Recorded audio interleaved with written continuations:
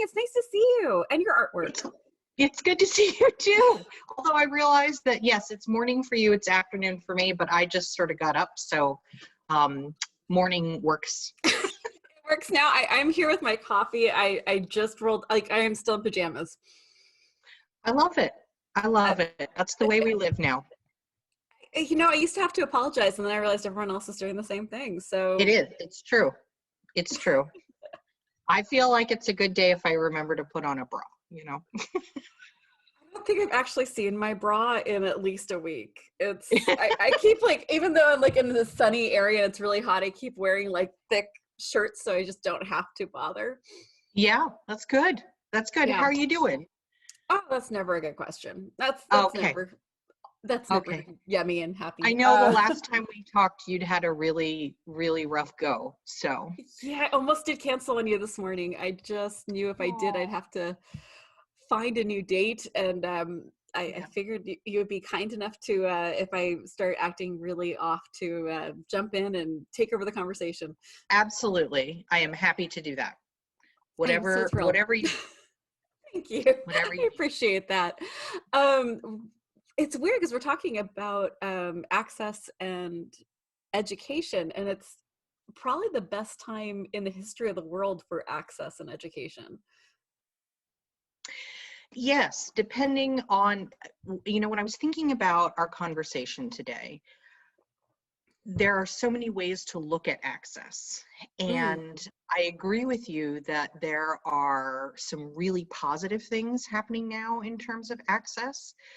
But then we have other issues like the digital divide and students who don't have the resources or the internet capability because of where they live to fully participate in virtual learning. So there are a lot of different aspects to access, but I think you're right that this pandemic is highlighting a lot of those, both the really positive things and the challenges that we need to address. Thank you for bringing that, because the words were out of my mouth and I was like, that is not true. Thank you. You're absolutely right. Like the digital divide, you have stories of kids sitting out in Starbucks parking lots and fast food restaurant parking lots trying to do their lessons because they don't have internet at home. I don't know what internet cost is for you, but for us it's $150 a month. Yeah. And then you're right that there's also an issue of people who have different issues for learning disabilities on whether they can sit in front of a computer, age issues. You're absolutely right. I don't know why I said that. I think I was just thinking like, wow, I don't have to try to park somewhere, walk somewhere, get into somewhere that may or may not have access for my wheelchair. It was a very selfish statement. So my apologies and thank you. You were absolutely correct on that. So let's talk about, and you're right that this is highlighting it all. Yes. Nice. Yes. So, and as you point out, there's some really wonderful things that are happening. I know for people like you and me who live with chronic issues, I love the fact that, as you say, I don't have to drive somewhere. I don't have to build in extra time for commuting. I don't have to worry about what if I need to sit down, lie down, etc. in the middle of my work day. I'm able to do that here at home. So there's some really great things about that. But then we have the issue like you were talking about with people outside of businesses. There was just an article in the Washington Post yesterday about how there are an alarming number of students, low-income students, who are dropping out of college right now. Yep. And when interviewed, they oftentimes mentioned issues such as online course formats and Wi-Fi access. So we don't know what the impact of that is going to be after this pandemic is over. But where I live, for instance, we have some areas that have really good Wi-Fi and internet, and then other areas that just don't. So I worry about our students who are trying to also, use the technology they have as their phone. Imagine trying to do school with only your phone. That's going to be intense. So I think we're gonna learn a lot about what impact this has all had on education in a year or so. We just don't know right now. And I also think in terms of money, we have I'm sure you've read about the parents who are able to have pods, learning pods, where they Very popular where I live. Yes. Yes. Okay. So there's some families, if we're talking about the K through 12 system, there's some families that are able to afford that. Or in the area where I live, the public schools are primarily virtual, but some of the private schools are offering face-to-face instruction. So some families can afford that if they want face-to-face instruction, but not all families can. So I worry about that as well in terms of This is like the access. one time I'm going to try not to be too judgmental, because my kids are at an age where online education is not a big deal for them. I mean, it Right. is, but it isn't. But like, I have friends who have 5-year-olds and they have 6-year-olds. And Yes. if they're choosing to do a pod, there's a part of that really, like, I'm judging no one. I am in Right. no position to Right. judge. And if that's something that they economically can do, I wish that everyone had the thing. But I can understand the desperation when you have your Oh yeah. 5-year-old trying to do kindergarten on a Yes. screen with a teacher who's never learned how to do curriculum for a screen. And it reminds me of Exactly. how PBS really started up with Sesame Street and Mr. Rogers' Neighborhood. Like, all of this was started for kids who couldn't go to preschool. It Mhm. was it was to create a sense of equality of, like, you're gonna learn your letters and your numbers in a cool way. And Yeah. sorry, I'm starting to lose my thoughts, so I will stop talking That's and okay. I will let you You talk. mentioned Mr. Rogers, and Mr. Rogers is truly one of my heroes. Um, I Right? I I so admire him and what he did for children and is still doing for children, because there are PBS stations that are still broadcasting some of his episodes. And I think about how far ahead of his time he was in terms of um, socio-emotional learning and really taking the emotions of children seriously. That's another thing that um, concerns me a bit about the virtual environment. I love that we are able to offer something for students right now. And I teach at a community college. One of the things that I absolutely love about my job is that we provide an opportunity to everybody. We're open admissions. Anybody who wants to study can come and find options with us, and Do I you guys love that. have the free tuition right now? California, we have free tuition for junior We do not college. have free tuition Yeah, in Maryland. that was like my big happy, was when California was like, we're going to do free, because my son's now able to he's going to college for the first semester because it's free. Mm-hmm. Yeah, we have a lot of dual enrollment programs for people who are in high school and Yeah. taking classes with us. And our tuition is definitely the best deal in town compared to other options for higher ed, but we are not, I'll say we are not yet free. Yeah, I like our school. I was gonna take some classes to be able to retrain for a new kind of career in a wheelchair, and I looked at it, was $50 a unit, Mhm. and that's for junior college. I was like, we can't afford that in our household. Like, Yeah. that's not something we can do. So I like, it's just, when I went to junior college 2 decades ago, 3 decades, it was a long time ago. I went to junior college. It was $10 a unit. Hmm. Like, it's Yeah. just, yeah, I mean, I know it's the best deal in town. I know it's a wonderful thing, and I want to support our junior colleges, but it's obscene how, like, how people can't just afford that. Even people who are Right. mildly well off can't afford to. Exactly. Right. The cost is really something we have to grapple with, and we have. I mean, there are certain programs that provide funding for students. We have a lot of scholarships and things, but I think that's something that we need to address as a nation too. Is where are we putting our money? And when we look at money for schools too, sometimes people think that, oh, well, public schools, they all get the same amount of money. They don't. No. No. They don't. No. That's they're just we don't have equity. When people think we do, we don't. And I think that that's something we're really going to have to address. And when you mentioned Mr. Rogers, I was also thinking about some of the people who have been involved in technology related education. You may be familiar with the Khan Academy. Yes, very much. Okay. Yes. So lots of students love that. Sal Khan, who started that whole, I'll call it an empire, because it's so popular and big. He wrote a book called One World Schoolhouse and talks about the power of technology.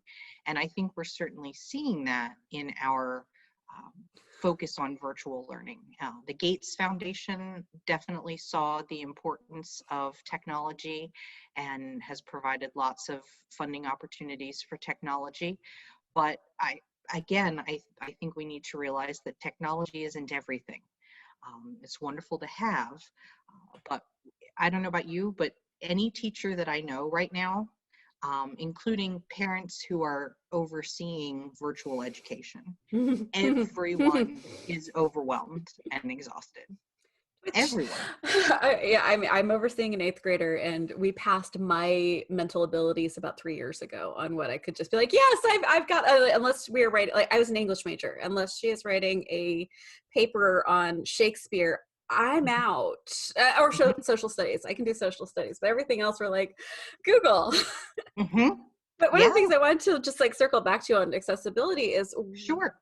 everyone is temporarily abled who's not already disabled. You are eventually going to become one of us if you are lucky Yes. enough to live long enough, or Yeah. you are going to get into a car accident, or you're going to get COVID and you're going to be one of the people who ends up with heart issues. So one of the things that really concerns me is the cost of junior college, because that was my first reaction. I remembered going to junior college. I remembered it being a fair price. And I thought, well, I Mhm. can re-educate myself into something that I can now physically do. I'm really concerned about people who are living on disability, and that's its own issue. You can't go to school. Like if you're on unemployment, like there's all these rules of like, if you're getting assistance, that you can't bring yourself out of that assistance. And Right. that if you aren't, and you just want to try to, sideway into a career that you can physically do, that's gonna be, it looked like for what I was looking at, maybe about $400 a quarter, and that's not counting the parking fee, Right. the health fee. Like there's like about thousands of dollars of other fees and books, and Yep. And that's one of the books, big right? and books. So it's like that's the access point has gotten so insane, and we're looking at probably hundreds of thousands of people who are going to need to switch careers to something that they can Yes. do from a different position. And Yes. yeah, that's always my fear, is that we're not planning for the future. We didn't plan for education during the summer the way we should have. There is a lot of talk about the kids will just go back in September, and some colleges Right. tried that, and some schools tried that instead of spending the Right. summer really like perfecting their digital. Right. Right. And then we also had schools that the teachers were getting conflicting information. At Yeah. first we're going back, then we might be hybrid, then we might be all virtual, and I feel for them. My motto as an instructor during all of this has been, and I'm not so good to sticking to it, but my motto has been good enough. You know, I'm not ever going to look back on my teaching during the time of COVID and say, that was your best teaching ever, Sarah. But, we're striving for good enough.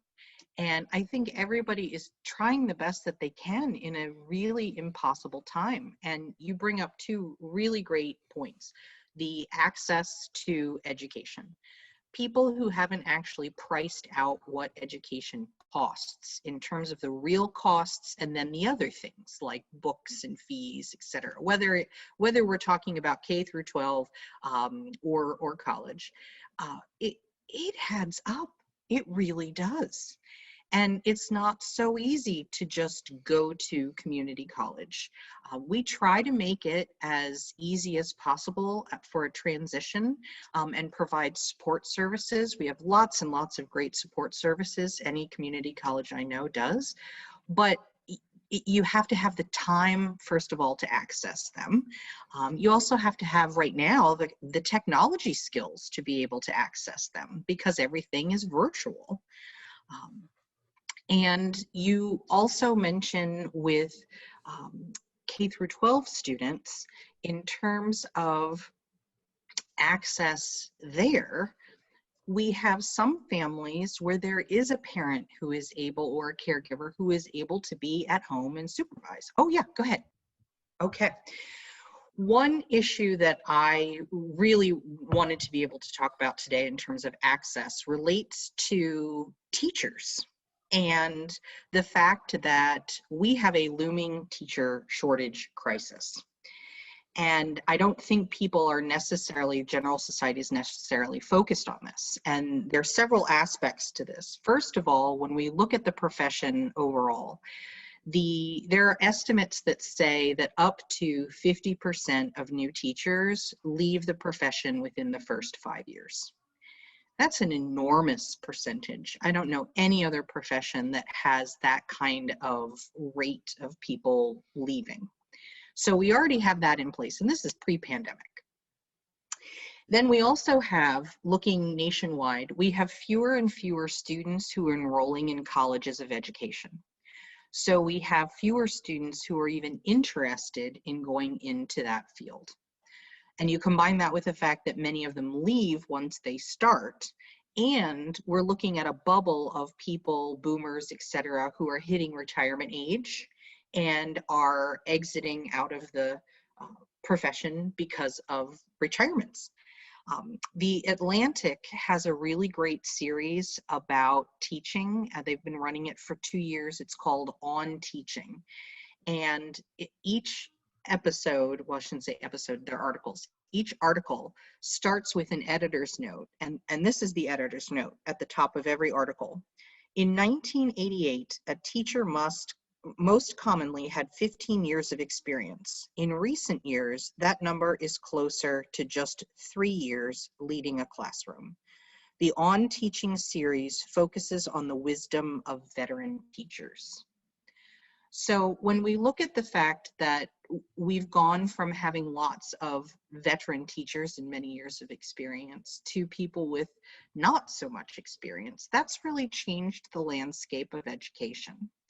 And the pandemic has accelerated that loss. There was an article recently in Newsweek that talked about the fact that teachers are now resigning or retiring earlier in higher numbers because of the stress of the pandemic, whether it's being able to keep up with the technology or other needs at home because they have children who need to be supervised during virtual learning, or the workload, all of those sorts of issues. So when all of those things come together, we're looking at a major problem in terms of staffing our schools going forward. Then there's also the rightful call to diversify our teacher pool.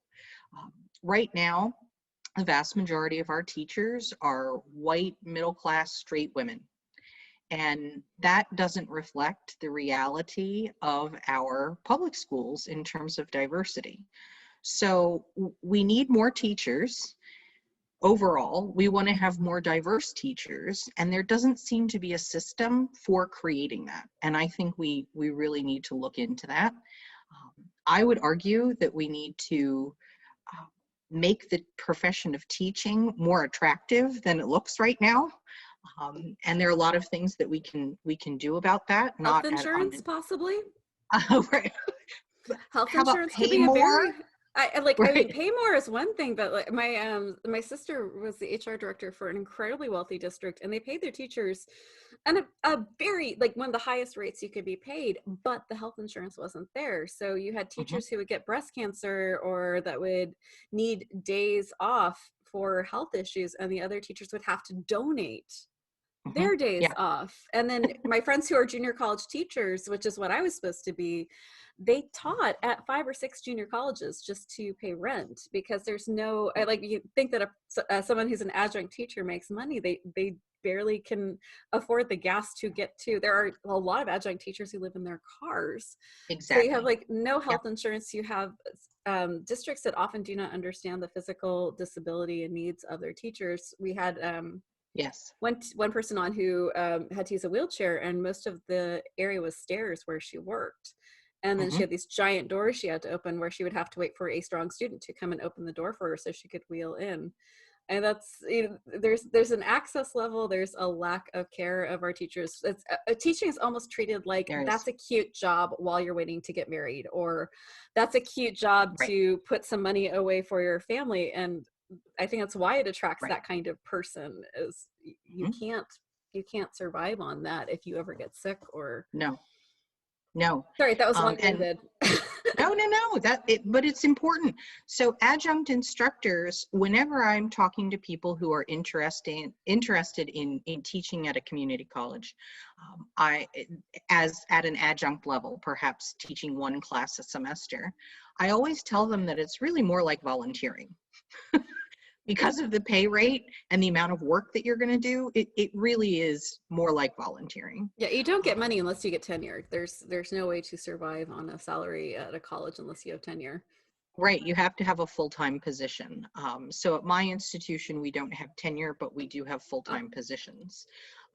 And like you say, you need to be able to pay people well. You need to be able to provide insurance and benefits that are going to actually support them. We also need to respect teachers more. We need to realize that it really is a profession, and people learn how to do this. Just because you went to school doesn't mean you know how to teach, which is unfortunately what some people seem to assume. small interruption by a very cute That's 13-year-old. that This is that is working from okay. home. Right. Very cute. I And had a point. access for teachers. Ah, that Let's one. talk about Yes. that for a moment. So one of the conditions that I have is something called interstitial cystitis.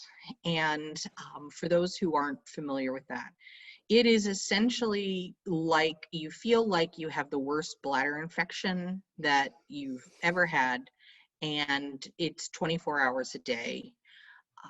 And yes, there are medications and treatments that can help, but one of the side effects of this condition is that you have to pee a lot. That's just the way it works. And for teachers who have this condition, imagine if you're a teacher and you're in charge of second graders and you have no assistant. When are you going to go to the bathroom?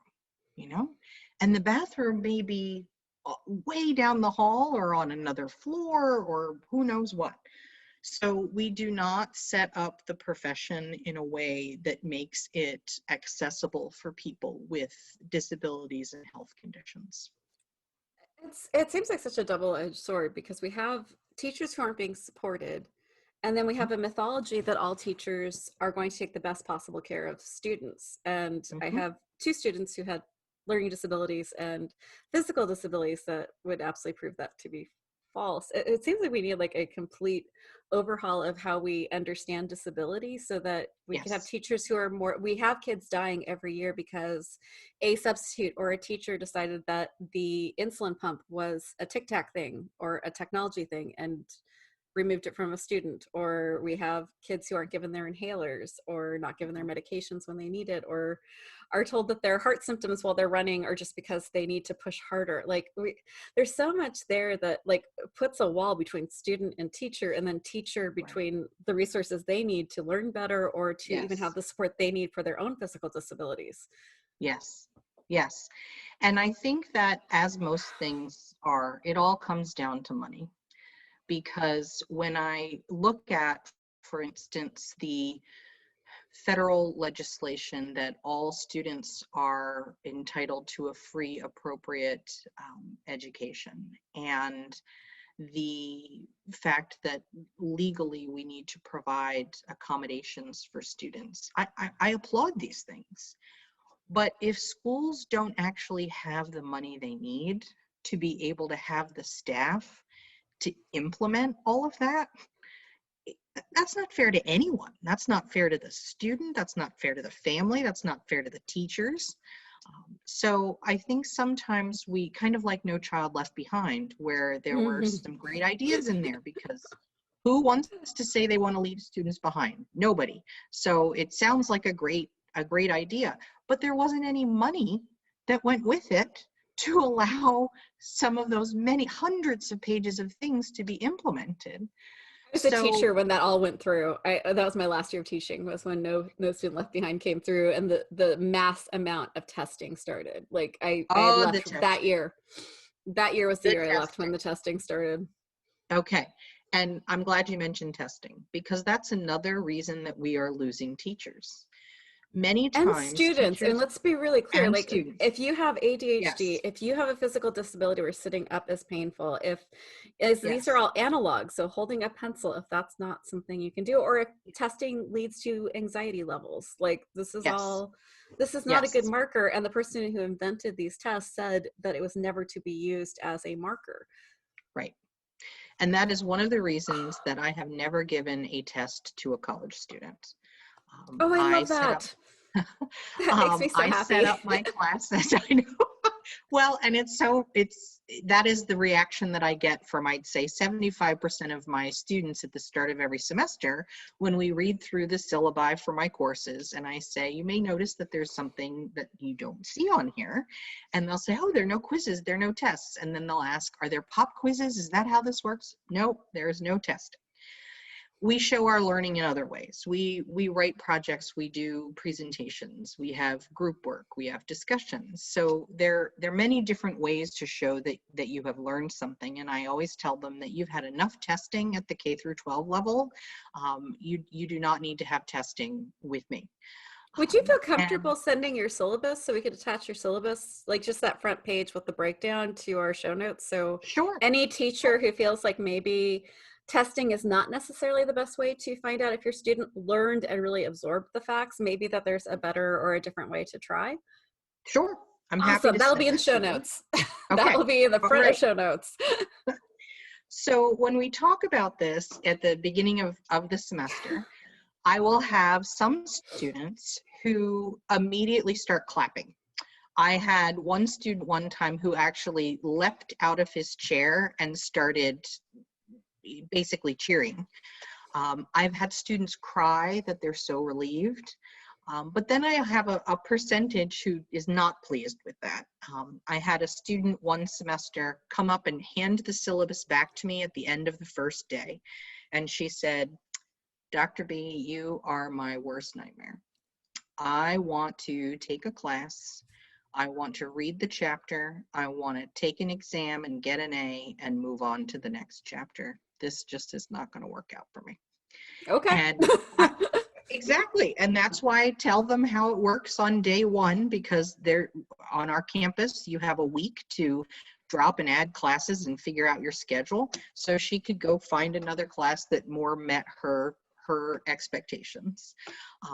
But I try to set up a learning environment so that students can see that there is a way to not have testing, and it doesn't work for everybody, but there is a way to do that, so that hopefully for the people who do plan to become teachers, they have seen that in action. And then when I talk to people who've gone into teaching in the K through 12 system, they feel as if all of the creativity that they had as a person and as an individual, and then what they learned about teaching and learning, they're not always able to implement that in the classroom because of the heavy emphasis on testing.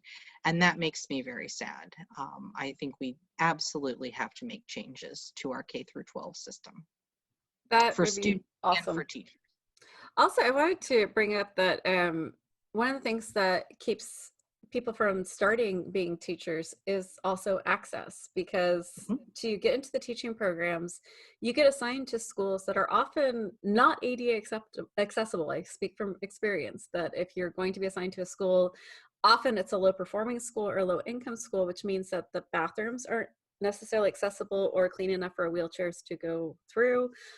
Doorways are not always wide enough, and there's not always an elevator or a working elevator.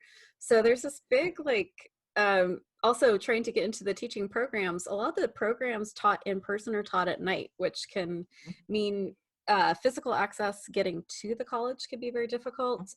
Wheeling around at night in a campus can be fairly dangerous, and there's a lot of barriers. And if you want to do the online programs, they're about $50,000 to get your teaching credential online. as opposed to the 6,000 in person, which usually starts at about 5 p.m., I think, or 6 p.m. and goes till 9 p.m., at least in my area. Yeah. So yeah, if you want to actually become a teacher, there's a lot of barriers for anyone who's not just physically healthy or Right. access, has full access of legs and movement. Right. And that goes both ways, not only for teachers and those who are trying to enter the profession, but also the students who are attending those schools. Yeah. And I'd say that again, that goes back to what we keep sort of circling back to is money, because those schools haven't been updated.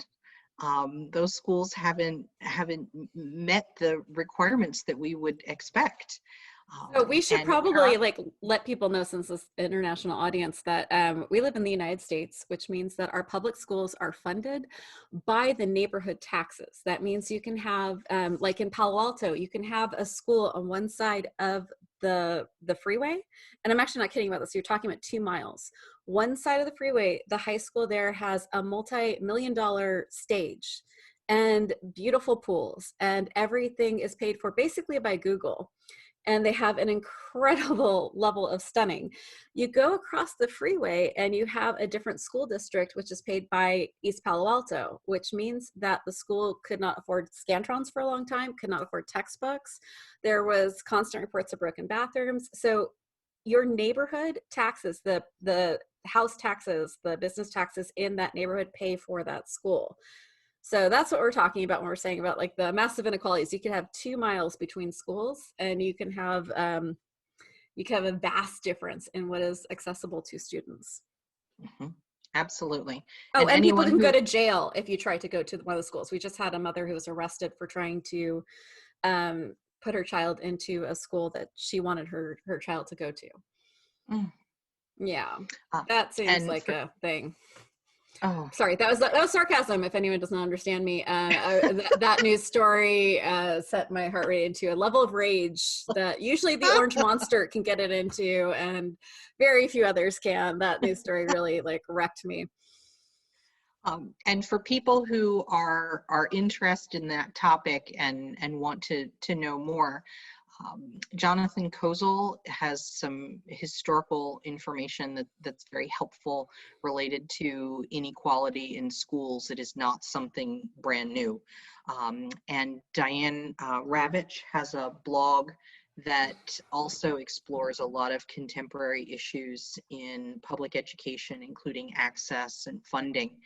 She actually founded the NPE, the Network for Public Education, and focuses on the need for us to really support and fund our public schools. So that's a great resource.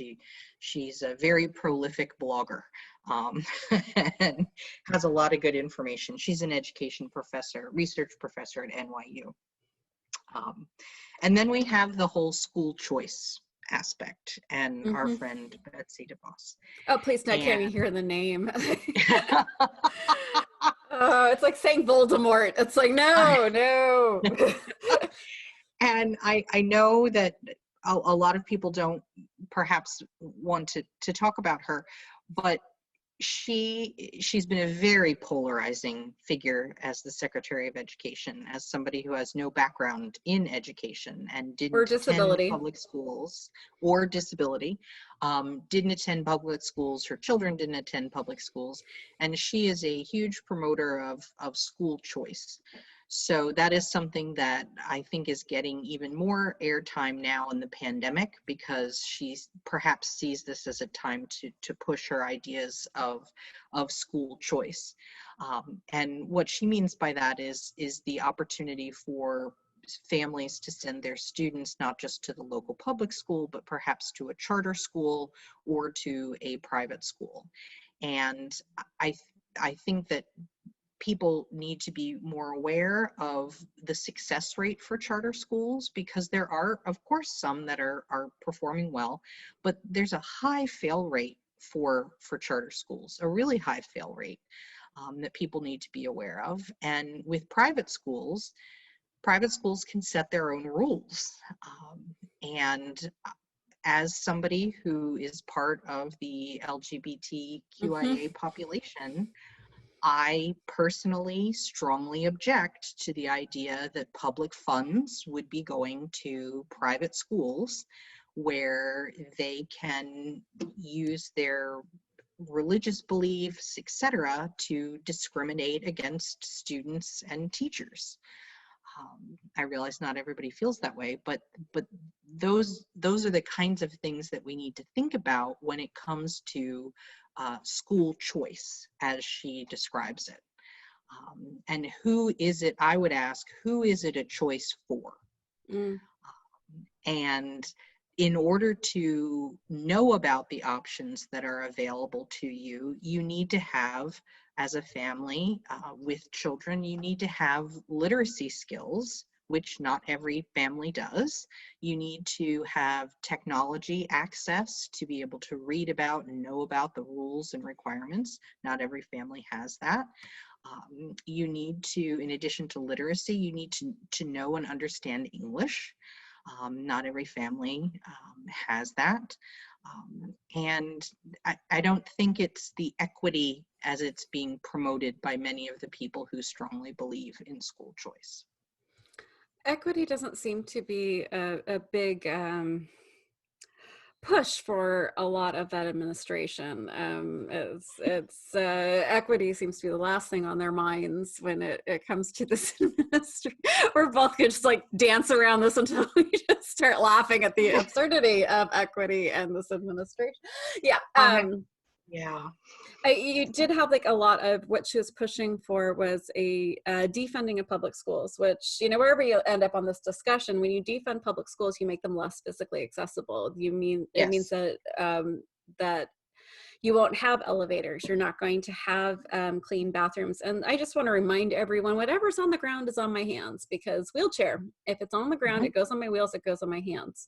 And then it stays on my wheels all day. So if you have a bathroom that's not sanitary or clean and someone wheels through that, they are going to have urine and poop all over their hands and their wheels for the entire day. Not fun.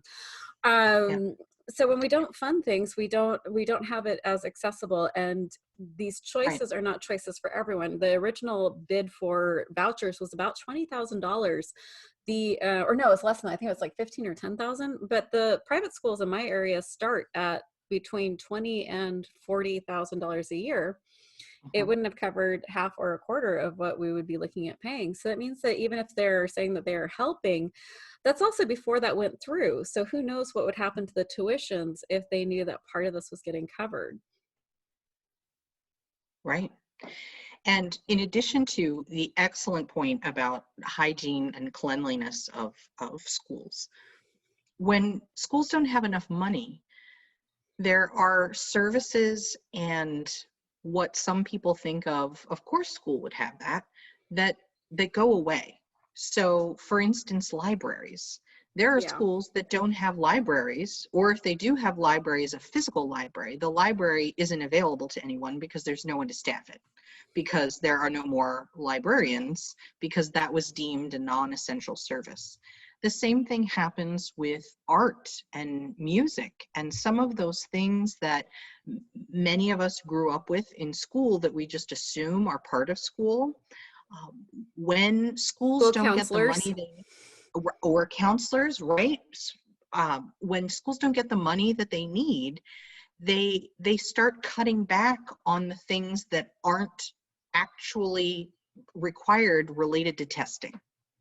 So or guns in schools, which the administration seemed to find millions of dollars for the idea of heightened school security, where they weren't even concerned when there weren't tests, scantrons, classes were being cut, teachers were being fired, but all of a sudden they could find money for arming teachers. Now, whatever you think of Second Amendment rights, I just want to be really clear. We have lots of video evidence of racist teachers. We have video evidence of racist police officers in schools. So this makes me desperately nervous when we're talking about putting guns in adults' hands on a campus where adults have their own issues and their own fears and their own biases. And then you have know that I have. Oh yeah, sorry, I was just gonna say, like, you also have a huge group of students who are special needs that may not react in the way that a teacher or a security officer expects someone to react. So if we don't train police officers, and especially like officers who are on school campuses, what to expect from someone who's autistic, someone who has mental health issues, like there's a lot of things there that they might not know to look out for or understand, that they could see as insubordination or. Right, right. And again, speaks to funding for training, and what it is that we expect of our students and of our teachers. I certainly haven't spoken to every teacher out there, obviously, but I have yet to talk to one who said, you know, I went into education because I hope to carry a gun into my classroom. I mean, Yeah, that's oddly, or not get a my grizzly bear, right? Like right. the bears are going to be on campuses. Like, sorry, this is the United States politics. We are not saying anything that these people did not actually say themselves. Nothing that Right, we have said have they not said themselves in front right, of microphones. Like, this is right. literally the place we are living right now. It is such a strange time. And you mentioned Twitch. diversity and issues related to that, and I wanted to highlight a couple of organizations that whenever I look around and think, what is happening? How did we get here? I can become easily overwhelmed by all of it, and my wife has me on a twice a day take in news. More than that, and I tend to scream in the house. We need a So dinner party. Like, I think that your wife and my husband would get along like a house on fire. Like, what do we do with these little nervous creatures? Like, right, right. we have an overstrung chihuahua as a spouse. What do we do with this? But there are some, so I try to focus on something or think about the people, like Mr. Rogers said, look for the helpers, you know? That is literally the phrase in our house, like every 20 minutes. Yeah, look for the helpers, Yep. right? I mean, the man was brilliant.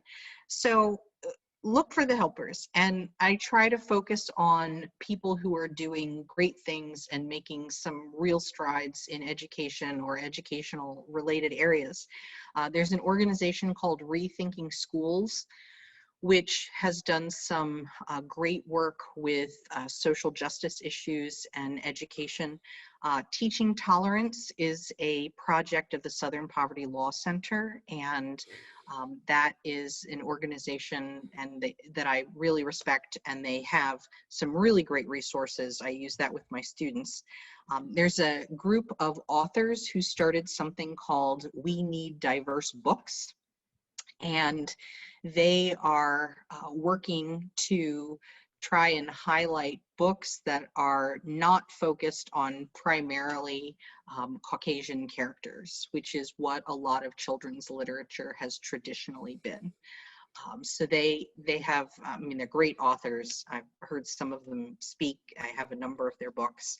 Seriously, go to that webpage. We'll have this like up on the top of the show notes, but you will find some of the most beautiful, amazing children's books if you want to diversify your children's library. Like, that's one of my favorite places to go to find new books. Yes, yes. And one of the things that I do in my classes, because I'm first of all, I'm a book person, but I also really believe in the power of children's literature to change things. And I start every class with several books that even virtually, I hold up the books and show them to my students. And I really focus on books that have diverse characters, social justice themes, etc. What's your favorite one? What's the one that you like are overjoyed to like bring up and be like, yes? All right, so John Lewis, definite hero of mine. He wrote a trilogy, the March trilogy. It's a graphic novel for middle grade and above. There are three. Obviously, it's a trilogy, and it's accessible to anyone middle grade and above. As an adult, I loved it. I know it's used in some college classrooms, and I love getting those out, especially because I had him sign 2 of them. So I know it makes me cry almost every time I get them out. So those, I would say, are my favorite. But someday we could spend an hour or 2 and I would just hold up books. I'm in. I mean, we could do a whole thing on disabled reading and the escapism of literature, like that's honestly like chronic Yes. pain, like it's 90% distraction. And one of my Yes. favorite distractions is Yes. a good book. Like if I can find a good book, Absolutely. I don't hurt for 6 hours because I'm in a different universe. Exactly. And I don't know if you read the Louise Penny books. She writes mystery novels. And anyway, her latest book came out and I'm reading it and I'm savoring it because I love it so much and it's such a wonderful distraction. But if I have a vice in terms of spending, it is on books. And Yeah. every time a new book arrives, I say to my wife, look what I got. It's so exciting. Like this, for instance, this one just arrived. It's the new LeBron Children's Book James. by LeBron James. Yes. Yeah. And he I started, collect children's books. Yeah. yeah, great stuff. Great Yeah. stuff. Well, I write and illustrate children's books. I have a whole bunch of books I've written and illustrated for kids. I'm going to have to check those out. Yeah, they're fun. I did not know that about you. I just finished my first novel for like kind of early readers, 6 and 7-year-olds. So it's only about 25 pages, but it's Wow, yeah, what's it called? it's about equality. It's going to be coming out soon. I just finished writing it, so I'm still working on the illustrations, and I've been teaching myself watercolor illustrations because I didn't want like Lovely. sharp. I wanted it's all about a garden, and it's about a grandmother whose garden got like it's a farm that got washed away, and she's building a community garden for everyone. And yeah, so I wanted it to be like really like pretty watercolor loveliness. Right. And Yeah, are and you working climate justice into that? Like of if it course got I am, washed because away? there was Of a course you giant are. flood that washed this poor woman's farm away, because it's actually based on real world here. Like Yeah. we get massive fires and floods here, Yeah. and they wash away massive tracts of farmland, and then people are stuck Right. trying to figure out what do you do next. And I also wanted to add in community gardening into it, and I wanted to put in like projects that kids can do with a egg carton and some dirt and a seed, like thing like the gangster gardener is one of my favorite people ever, and I got master class partly so I could watch his class on how do you like go into food deserts and create oases in food deserts. Like it just Yeah. that's my stuff right there. Like that's the stuff I love, so I thought I'd write a That's book on it. wonderful. Yeah. And what And is I the book have called? it's not out yet, so I don't have a Okay. I'm sorry. Right. Okay. no, Yeah. it's cool. No, That's I have a coming. whole series of Penelope and Beatrice. So this is part of the Penelope and Beatrice stories. So the first one Okay. was on the history of dogs, royal dogs, which was really fun to write. And I'm going to re-illustrate because I am a better illustrator now than I was 5 years ago. That's great. Yeah, That's but great. anyway, so sorry, that was a whole tangent, and I apologize to everyone. I have not had my medication yet, so so we're talking about books and access.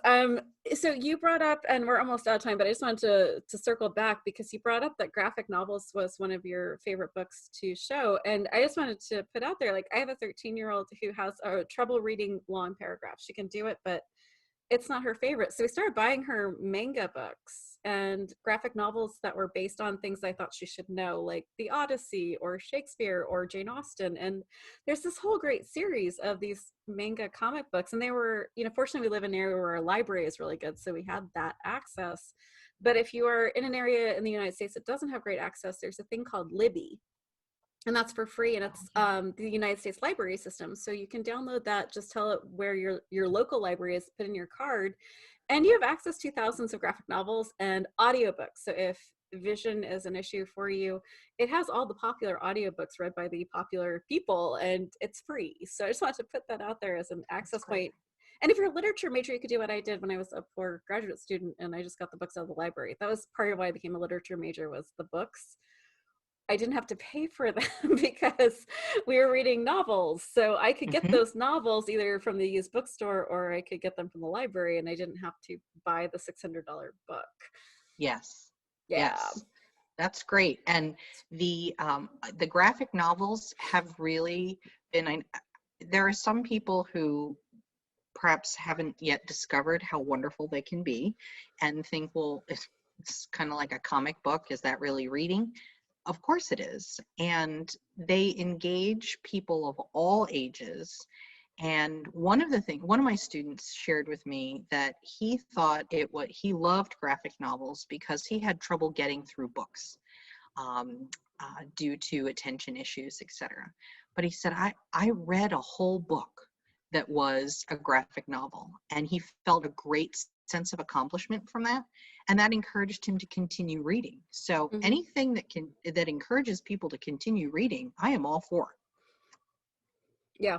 And I think it's a great art form. I It fell in love with is. graphic novels as a teenager with the Sandman series, which if you're thinking about this for a teenager, just make sure like 15 and over. Sandman is some dark, awesome stuff, but definitely not for 12-year-olds. Like, just push it off for a minute. There's some great stuff out there, and it's a medium. It's a very interesting way it's a different way to tell a story, and it's really fantastic. So give it a shot. And if you have like a teenager that you're hoping to get involved in some other stuff, this might be a cool way. There's some really cool manga that was done off of all the Jane Austen novels. So that was how I got a manga obsessed child to read Jane Austen was.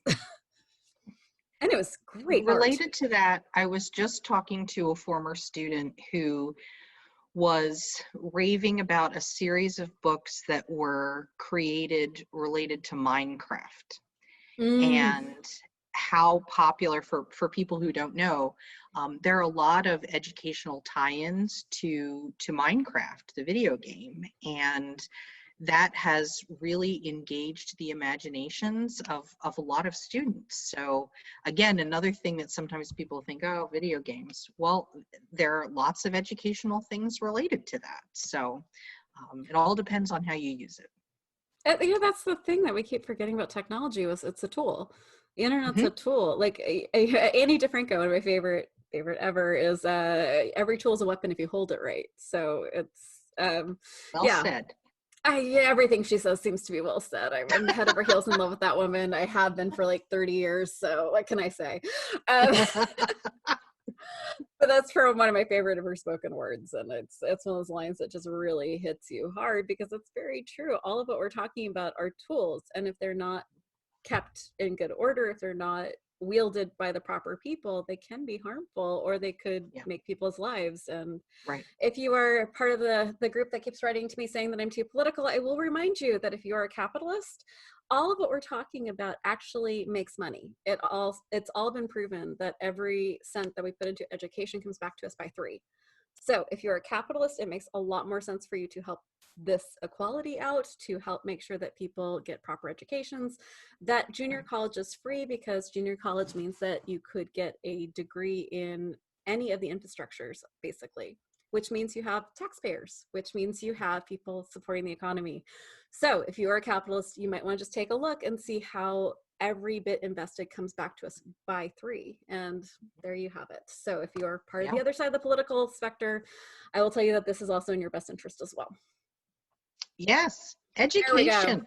Yeah, oddly, it was decided a long time ago that it was very, very important and actually lifts people up. Yeah. All right. Yes. Well, we are at an hour, so thank you so much for joining me. I hope you're going to be back soon. I'm hoping to convince you into your own podcast on access education. But this is Monica Michelle for Explicitly Sick. We are now in network, so if you like Explicitly Sick, you're going to need to subscribe to that channel. So subscribe to Explicitly Sick. Check out Eva at Human Care, Jason at Discomfort Zone, and Dr. Phillips is now with us with Sex and Chronic Illness. So that is one hell of a podcast. Please tune into that. Invisible Not Broken is not gone. We are now Invisible Not Broken. If you're still subscribed to that, is going to be a roundtable. So all of the hosts, whenever we have a topic we want to discuss, we will publish those roundtables up there. So we just did COVID and mental health and surviving. So mental health during COVID is our last roundtable. It's a blast. And we publish those usually live to our Facebook pages. So if you want to head over there, that'd be great. If you can and you would like to, our Patreon is being grumpy, but we will be opening that back up again, and it'd be really helpful if you could contribute. We are looking to get better transcription services. If you can't, but you still want to be helpful, sharing our podcasts are the kindest and nicest things you can do. So thank you so much, everyone. Be kind, be gentle, and press it into times. So in whatever way it looks like to you, be a badass.